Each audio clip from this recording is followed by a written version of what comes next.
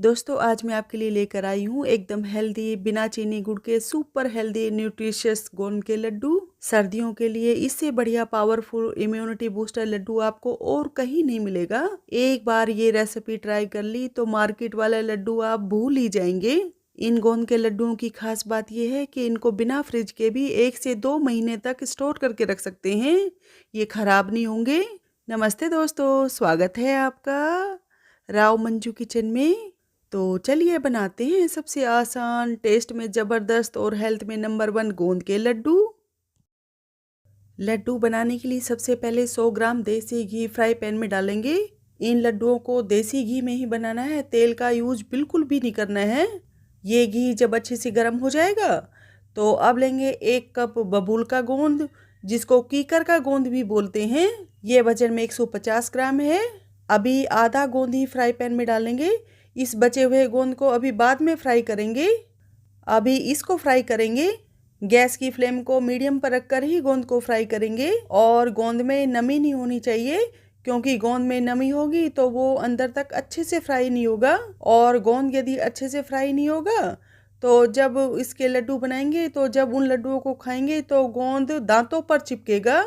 इसलिए ये अच्छा रहेगा कि आप गोंद को फ्राई करने से पहले थोड़ी देर के लिए धूप में सुखा देंगे तो ज़्यादा अच्छा है। और यदि आपके घर में धूप नहीं आती है तो कोई बात नहीं, ऐसे ही गोंद को फ्राई कर सकते हैं, लेकिन गोंद को फ्राई करने में थोड़ा सा ज़्यादा टाइम लगेगा। बबूल का गोंद बहुत फ़ायदा करता है, इसलिए इसको सर्दियों में ज़रूर खाना चाहिए। फिर आप चाहें तो गोंद का हलवा बनाएं, गोंद के लड्डू बनाएं या फिर गोंद पाक बनाकर खाएं, ये आपकी मर्ज़ी है। गोंद की तासीर गर्म होती है तो ये ठंड में शरीर को अंदर से गर्म रखता है। गोंद खाने से हड्डियों और जोड़ों में दर्द कम होता है, क्योंकि इसमें कैल्शियम और मिनरल्स भरपूर होता है। ये कमजोरी दूर करता है, इम्यूनिटी बूस्टर है, इसमें फाइबर भी होता है तो ये पाचन शक्ति बढ़ाता है। खासकर ये महिलाओं और बुजुर्गों के लिए तो बहुत ही ज़्यादा फायदेमंद है। गोंद के एक बैच को फ्राई करने में 4 से 5 मिनट के करीब लगे हैं। तो अब ये अच्छे से फ्राई हो गया और अंदर तक अच्छे से पक गया है। तो अब इसको थाली में निकाल लेंगे। घी थोड़ा कम रह गया है तो इसमें 25 ग्राम के करीब देसी घी और डालेंगे। ये जो बचा हुआ है गोंद है इसको भी फ्राई कर लेंगे। हमने अभी तक इसमें 125 ग्राम घी का यूज़ किया है। अब काफ़ी लोगों के मन में ये सवाल होगा कि गोंद क्या होता है और उसको कैसे बनाया जाता है। तो मैं ये लड्डू बबूल के गोंद से बना रही हूँ, तो उसी के बारे में ही मैं आपको बताती हूँ। स्टेशनरी में बच्चे जिससे कॉपी किताब चिपकाते हैं ना, ये वो वाला गोंद नहीं है, ये खाने वाला गोंद है। बबूल का गोंद एक प्राकृतिक चिपचिपा पदार्थ है जो बबूल के पेड़ और शाखाओं से निकलता है। ये सफ़ेद, हल्का पीला या फिर पारदर्शी होता है। इसको औषधियों में भी इस्तेमाल किया जाता है और इससे टेस्टी टेस्टी मिठाइयाँ भी बनाई जाती है। ये बनता कैसे है? तो जब बबूल के पेड़ में खरोच लगती है या टहनी टूटती है या फिर पेड़ की छाल में हल्की चोट होती है या फिर पेड़ में कोई दरार होती है, तो पेड़ अपने बचाव के लिए एक चिपचिपा रस बाहर निकालता है। ये रस हवा लगते ही सूख जाता है और कठोर हो जाता है। तो इसको टुकड़ों में इकट्ठा किया जाता है, फिर उन टुकड़ों को साफ किया जाता है और धूप में सुखाया जाता है।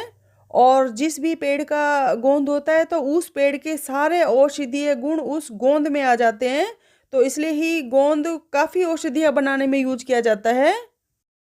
ये देखिए हमने सारे गोंद को फ्राई कर लिया। तो अब इसको गरम गरम को ही क्रश करना पड़ेगा। आप किसी कटोरी से भी इसको इस तरह से तोड़ सकते हैं, लेकिन मैं इस छोटी वाली मुसली से ही गोंद को मोटा मोटा क्रश करूँगी। गोंद को बहुत ज़्यादा बारीक नहीं करना है, हल्का सा दरदरा ही रखना है, ताकि जब लड्डुओं को खाए तो ये पता चलना चाहिए कि ये गोंद के लड्डू हैं। और गोंद को दरदरा पीस कर लड्डू बनाएंगे तो लड्डुओं का टेस्ट भी डबल हो जाएगा। ये देखिए हमने सारे गोंद को थोड़ा दरदरा ही रखा है। और जिस फ्राई पैन में हमने गोंद को फ्राई किया है तो उसमें डालेंगे 25 से 30 बादाम की गिरी, ये वज़न में 50 ग्राम है। और 25 से 30 ही डालेंगे काजू, ये भी वज़न में 50 ग्राम है। गैस की फ्लेम को मीडियम पर रखकर अब इनको भून लेंगे। गोंद का अपना ही टेस्ट बहुत अच्छा होता है, तो आप इन लड्डुओं में काजू बादाम नहीं डालेंगे तो भी ये लड्डू बहुत ही ज़्यादा टेस्टी बनेंगे। लेकिन काजू बादाम की तासीर भी गर्म होती है और ये भी हमारी सेहत के लिए बहुत ज़्यादा फ़ायदेमंद होते हैं। तो लड्डुओं में काजू बादाम डालेंगे तो दो फायदे होंगे। एक तो बच्चे इन लड्डुओं को बहुत खुश होकर खाएंगे और दूसरा लड्डुओं का टेस्ट और बढ़ जाएगा। थोड़ी देर में ही काजू बादाम अच्छे से भुन गए तो अब इनको प्लेट में निकाल लेंगे। ये जब अच्छे से ठंडे हो जाएंगे तो इनको बारीक बारीक काट लेंगे और अब फ्राई पैन में डालेंगे 50 ग्राम मखाने। इनको भी भून लेंगे। गैस की फ्लेम को मीडियम पर ही रखेंगे। इस घी में हमने गोंद को फ्राई किया है तो गोंद की वजह से घी थोड़ा डार्क कलर का हो गया है, तो इस वजह से मखाने का कलर आपको थोड़ा ब्राउन ब्राउन दिख रहा होगा। मखाने में भी कैल्शियम काफ़ी मात्रा में होता है तो ये भी हड्डियों के लिए बहुत फ़ायदेमंद है। दोस्तों, आप लोगों से छोटी सी रिक्वेस्ट है, आप मेरे चैनल पर नए हैं तो प्लीज़ मेरे चैनल को सब्सक्राइब करके मुझे सपोर्ट ज़रूर करना। और यदि आपने मेरे चैनल को पहले से ही सब्सक्राइब कर रखा है तो आपका तहे दिल से बहुत बहुत धन्यवाद। थोड़ी देर में ही मखाने भी अच्छे से भुन गए, लेकिन आप एक मखाने को तोड़ कर देख लेना। यदि मखाना आराम से टूट रहा है तो इसका मतलब है कि मखाने अच्छे से भुन गए। इनको भी अच्छे से ठंडा कर लेंगे और अब फ्राई पैन में डालेंगे 3 कप गेहूं का आटा। ये वजन में 400 ग्राम है। गैस की फ्लेम को मीडियम पर रखकर अब इसको बिना घी डाले ही भूनेंगे। ये वो ही गेहूं का आटा है जिसे हम घर में डेली रोटियां बनाते हैं। आप गेहूं के आटे की जगह बेसन भी ले सकते हैं या फिर भुने हुए चने का आटा भी ले सकते हैं। और आटे में घी डालकर भी आप आटे को भून सकते हैं, लेकिन घी डालकर आटे को भूनकर लड्डू बनाएंगे तो जिन लोगों को एसिडिटी की प्रॉब्लम है तो वो इन लड्डुओं को खाएंगे तो उनको थोड़ी प्रॉब्लम हो सकती है। लेकिन इस तरह से बिना घी डाले आटे को भूनकर लड्डू बनाएंगे तो सभी लोग इन लड्डुओं को आराम से खा सकते हैं बिना किसी दिक्कत के। इस आटे को लगातार चम्मच से चलाते हुए भूनना है ताकि आटा एक बराबर भुने।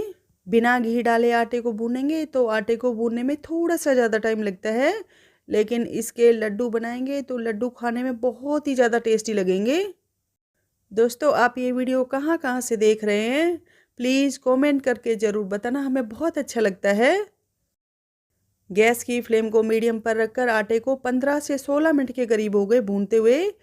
आटे में से भुनने की खुशबू भी आ रही है और आटे का कलर भी चेंज हो गया। तो आप गैस को बंद कर देंगे और इसको बड़े बोल में निकाल लेंगे। इसको अब हल्का सा ठंडा कर लेंगे। और ये जो हमने मखाने भून कर रखे हैं ये भी अच्छे से ठंडे हो गए, तो इनको मिक्सी के जार में डालकर पीस लेंगे। ये देखिए, मखाने को भी हमने ज़्यादा बारीक नहीं पीसा है, हल्का सा दरदरा ही रखा है। थोड़ी देर में ही ये आटा भी हल्का सा ठंडा हो गया, तो अब इसमें ये फ्राई किया हुआ गोंद डाल देंगे जिसको हमने मूसली से मोटा मोटा क्रश करके रखा है।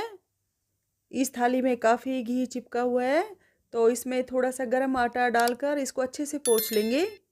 ये मखाने भी डाल देंगे जो हमने दरदरे पीस कर रखे हैं। ये काजू बादाम भी डाल देंगे। ये जब अच्छे से ठंडे हो गए थे तो मैंने इनको छोटा छोटा काट लिया। आप इनको मिक्सी के जार में डालकर भी मोटा मोटा पीस सकते हैं। इस प्लेट में भी घी काफ़ी चिपका हुआ था तो इसमें भी मैंने थोड़ा गर्म आटा डालकर अच्छे से पोंछ लिया। इन लड्डुओं का टेस्ट और ज़्यादा बढ़ाने के लिए अब इसमें डालेंगे थोड़ी सी किशमिश। ये वजन में 50 ग्राम है। अब इन सारी चीज़ों को अच्छे से मिला देंगे।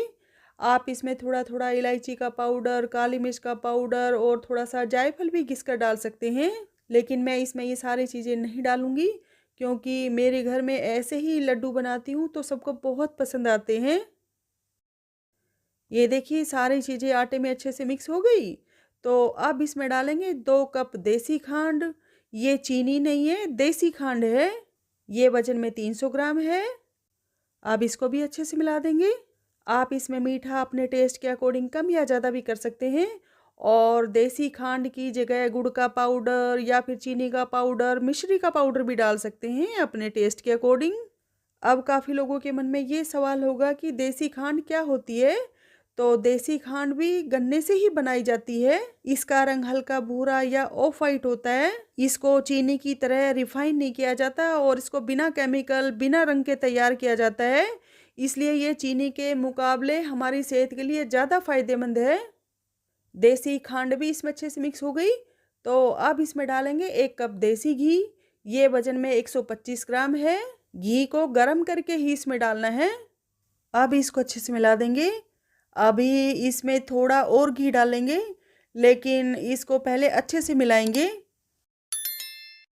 इसमें हमने अभी कम ही घी डाला है, तो इसके लड्डू तो बनेंगे नहीं, लेकिन जिनको बहुत ज़्यादा देसी घी पसंद नहीं है तो इसको कटोरी में डालकर चम्मच से खा सकते हैं। लेकिन हम तो इनके लड्डू बनाएंगे, तो 50 ग्राम के करीब देसी घी इसमें और डाल देंगे। इसको भी अच्छे से मिला देंगे। ये देखिए, ये घी भी अच्छे से मिक्स हो गया। तो अब इसके छोटे छोटे साइज़ के लड्डू बना लेंगे। लड्डू आप अपने हिसाब से बड़े छोटे साइज़ के कैसे भी बना सकते हैं। और आपके लड्डू यदि आराम से नहीं बन रहे हैं तो कोई बात नहीं, इसमें ज़रूरत के हिसाब से और घी भी डाल सकते हैं। ये लीजिए, अब हमारे बहुत ही ज़्यादा टेस्टी इम्यूनिटी बूस्टर लाजवाब गोंद के लड्डू तैयार है। एक बार आप इस तरीके से गोंद के लड्डू बनाकर ज़रूर देखना। ये वाकई में बहुत ही ज़्यादा टेस्टी बनते हैं। आपको ये गोंद के लड्डू बनाने का तरीका ज़रा सा भी पसंद आया हो तो प्लीज़ मेरे चैनल को सब्सक्राइब करके मुझे सपोर्ट ज़रूर करना। वीडियो को लाइक और शेयर भी करना अपने दोस्तों में। मुझे अपना कीमती समय देने के लिए आपका बहुत बहुत धन्यवाद। मिलते हैं नेक्स्ट वीडियो में, तब तक के लिए बाय बाय।